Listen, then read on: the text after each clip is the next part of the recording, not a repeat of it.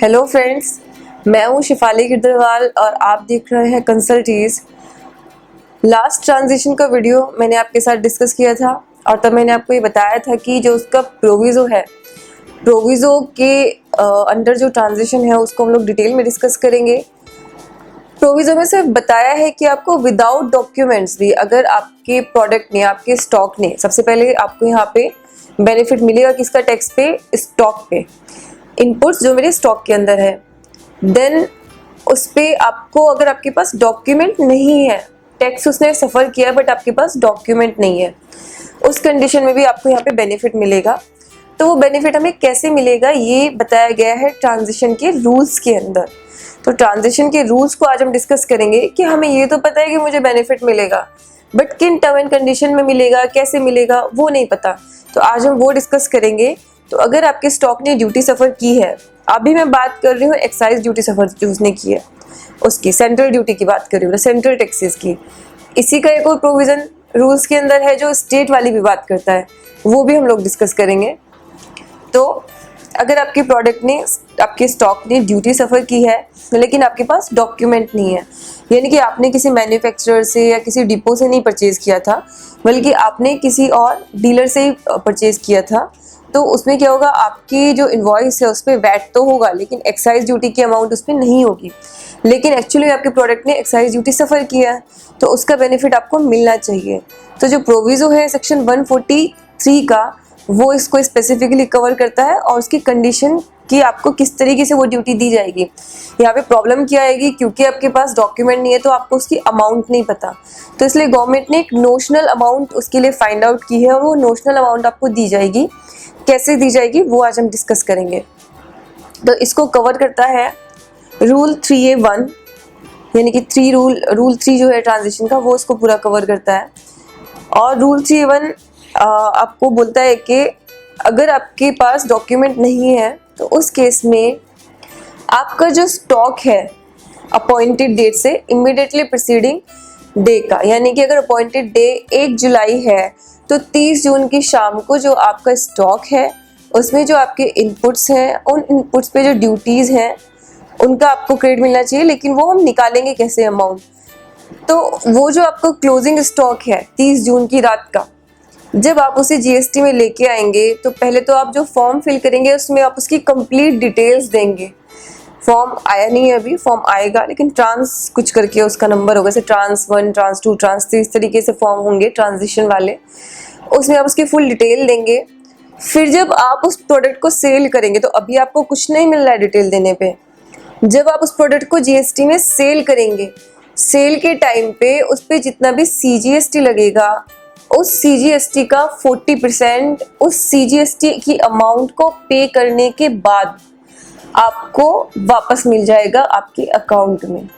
तो ये आपको बेनिफिट इस तरीके से मिलेगा कि सीजीएसटी की जो अमाउंट है, लेट्स सपोज आपने उस प्रोडक्ट को सेल किया और उसमें 9 रुपये का सीजीएसटी है, 9 रुपये का एसजीएसटी है, तो जो उस पर 9 रुपये की सीजीएसटी की अमाउंट है उसको जब आप पे कर दोगे उसका 40%, यानी कि लेट्स सपोज 100 रुपीज़ पे 9 रुपये मेरा सीजीएसटी है, 9 रुपये का 40% यानी कि 3.6 रुपीज़ का आपको क्रेडिट मिल जाएगा उसका पेमेंट करने के बाद।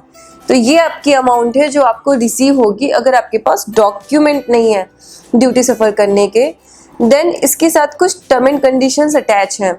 आपको ये ध्यान रखना है कि प्रोविज़ो वाली टर्म एंड कंडीशन रूल्स में दी गई हैं, उसके लिए आप सेक्शन 143 वाली टर्म एंड कंडीशन नहीं पढ़ेंगे।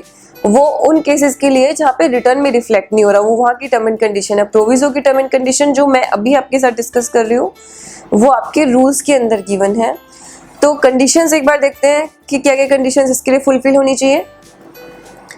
First of all, goods were not wholly exempt from the duty of excise specified in the first schedule to the Central Excise Tariff Act 1985 or were not nil rated, यानी कि आपकी goods fully exempt नहीं होनी चाहिए, लेकिन पूरे excise में नहीं। जो एक्साइज एक्ट की शेड्यूल 1 है 1985 वाले टैरिफ की, उसकी जो शेड्यूल 1 है वहाँ पे आपकी गुड्स फुल्ली एग्जेम्प्टेड कैटेगरी में नहीं आनी चाहिए। सेकंड, आपकी जो गुड्स है वो निल रेटेड नहीं होनी चाहिए एक्साइज में। अब यहाँ पे आप डीलर हो लेकिन जिनका आप लेना चाहते हो इनपुट यहाँ पे आपको उनके देखना पड़ेगा कि कहीं वो शेड्यूल 1 के अंदर कवर तो नहीं हो रही या कहीं वो रिलेटेड तो नहीं है।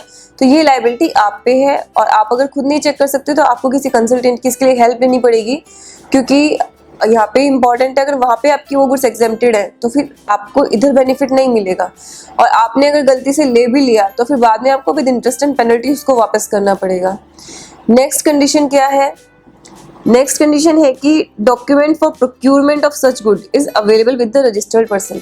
अच्छा, अभी तो मैंने कहा कि आपके पास डॉक्यूमेंट नहीं है, कोई बात नहीं, आपके पास एक्साइज ड्यूटी जो उसने सफर की उसका डॉक्यूमेंट नहीं है, कोई बात नहीं, लेकिन आपने उसको जो प्रोक्यूर किया वो तो डॉक्यूमेंट आपके पास है ना, तो वो डॉक्यूमेंट आपके पास होना चाहिए। Then next condition, registered person availing this scheme and having furnished the detail of stock held by him in accordance with the provision of Rule 1 shall submit a statement in form GST trans at the end of each of the 6 tax periods during which the scheme is in operations। यानी कि आपको मैंने कहा कि आपको जब जब आप उसको सेल करोगे और उस पर CGST पे कर दोगे तब आपको उसका क्रेडिट मिलेगा।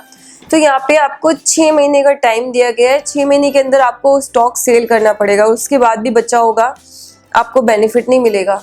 और 6 महीने तक आप जिस जिस मंथ में जितना जितना स्टॉक वो पुराने वाला निकालेंगे उसकी आपको स्टेटमेंट हर बार फाइल करनी पड़ेगी कि लेट्स सपोज मैंने 1 करोड़ की सेल की तो इसमें से 20 लाख वाला जो मेरा माल था वो था जो ट्रांजिशन में आया है, जो ड्यूटी सफर स्टॉक था मेरा, लेकिन जिसका कि मेरे पास डॉक्यूमेंट नहीं था, एक्साइजेबल डॉक्यूमेंट नहीं था, तो आपको उसको फाइल करना पड़ेगा उन सब्सिक्वेंट 6 मंथ्स तक। तो आपको 6 टैक्स पीरियड तक हर बार उसको फाइल करना पड़ेगा, फिर हर बार उसकी अमाउंट निकलेगी और 6 महीने तक आप जितनी जितनी सेल करोगे उतनी उसका 40% आपको मिलता रहेगा CGST की अमाउंट का।